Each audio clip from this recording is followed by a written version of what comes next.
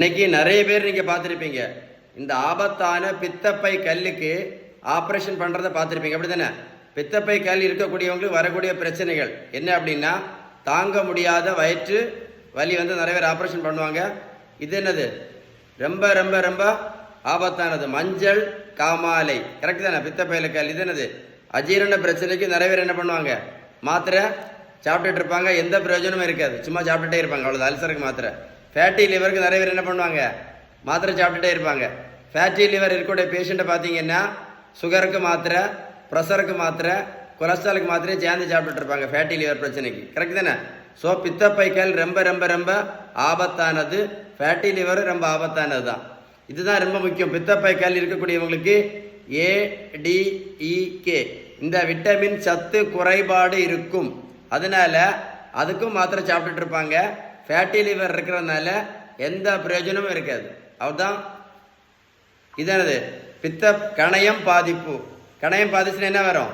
சுகருக்கு மாத்திரையும் சுகருக்கும் இன்சுலின் போட்டுட்டு இருப்பாங்க, பார்த்துருப்பீங்கல்ல? கணையம் பாதிப்பு. பித்தப்பை கிழிவு. பித்தப்பை கிழிவுனா பித்தப்பை திடீர்னு உடையும், எமர்ஜென்சி. உடஞ்சிச்சுன்னா எமர்ஜென்சி என்ன பண்ணணும்? ஆப்ரேஷன் நிறைய பேர் பண்ணிட்டு இருக்காங்க. இது ரொம்ப ரொம்ப ஆபத்தானது. பித்தப்பை கேன்சர் கூட வரலாம். இதுதான் நம்முடைய பித்தப்பை, பச்சை கலர். இதில் தான் பித்தப்பையில கல். இதுதான் கல்லீரல், ஃபேட்டி லிவர். கேள்விப்பட்டிருப்பீங்களா? ரொம்ப ஆபத்தானது.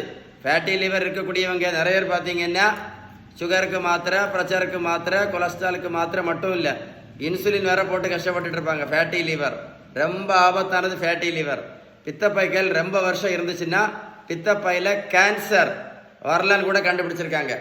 மருத்துவத்துள்ள ஸ்டாண்டர்ட் புத்தகம் ஹாரிசன் என்ன சொல்லுது எப்படி தெரியுமா? இந்த பித்தப்பைக்கல் வராமல் இருக்கணும்னா, எப்படி பித்தப்பைக்கல் வராமல் இருக்கணும்னா ஒரே ஒரு ட்ரீட்மெண்ட் தான். அதுக்கு பேர் தான் balanced diet.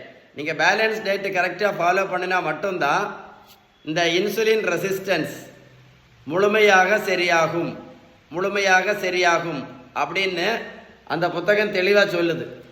Insulin resistance சரியாயிடுச்சுன்னா sugar மாத்திரை, ப்ரெஷர் மாத்திரை, கொலஸ்ட்ரால் மாத்திரை எல்லாம் என்ன பண்ணலாம்? நிரந்தரமாக நிறுத்தலாம். எப்படி நிரந்தரமாக நிறுத்தலாம் அப்படின்னு யார் சொன்னா? இந்த புத்தகம் தெளிவாக சொல்லுது. அதனால ஒரு கைண்ட் ரிக்வெஸ்ட்டாக சொல்கிறேன், இந்த வீடியோ லைக் பண்ணி ஷேர் பண்ணிங்கன்னா நிறைய பேருக்கு யூஸ்ஃபுல்லாக இருக்கும்.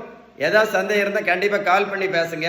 கமெண்ட்ஸில் GOOD குட் டைப் பண்ணுங்க, நான் கண்டிப்பாக உங்களை ரிப்ளை பண்ணுறேன். வீடியோ சேவ் பண்ணி வைங்க, ஒரு கூட போட்டு கேளுங்க, ஓகேவா?